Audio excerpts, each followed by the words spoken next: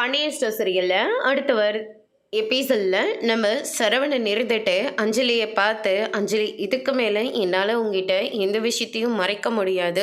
உங்கள் வீட்லேயும் உன்னை டார்ச்சர் பண்ணிக்கிட்டு இருக்காங்க, வேறு ஒரு கல்யாணம் பண்ணிக்க சொல்லி.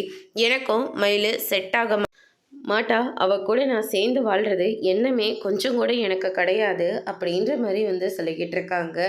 ஆனால் இருந்தாலையும் குழந்தைய காரணமாக வச்சு மறுபடியும் நீ மயில் கூட சேர்ந்து வாழ வாய்ப்பு இருக்குல்ல அப்படின்ற மாதிரி சொல்லிக்கிட்டு இருக்காங்க.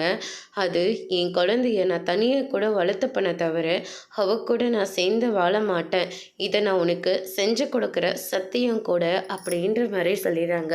அந்த நேரத்தில் கோயிலுக்கு வந்த பாண்டியன் இருந்துட்டு சரவணன் பேசிகிட்டு இருக்கிறத கேட்ட உடனே ரொம்பவே கோவப்பட்டு கோயிலுன்னு கூட பார்க்காம சரவணோட கன்னத்துலேயும் அவர் ரொம்பவே கடுமையாக பேசிக்கிட்டு இருக்காங்க.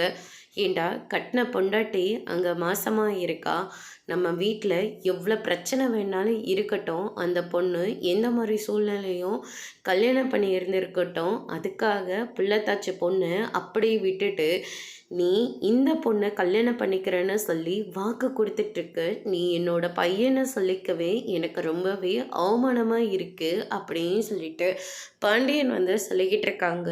இல்லைப்பா, என்னால் அவ கூட சேர்ந்து வாழ முடியாது, உனக்கு அவ கூட சேர்ந்து வாழ முடியாது, ஆனால் பெற்று கொடுக்குற குழந்தைய மட்டும் நீ வளர்க்கணுமா அப்படின்ற மாதிரி சொல்லிடுறாங்க.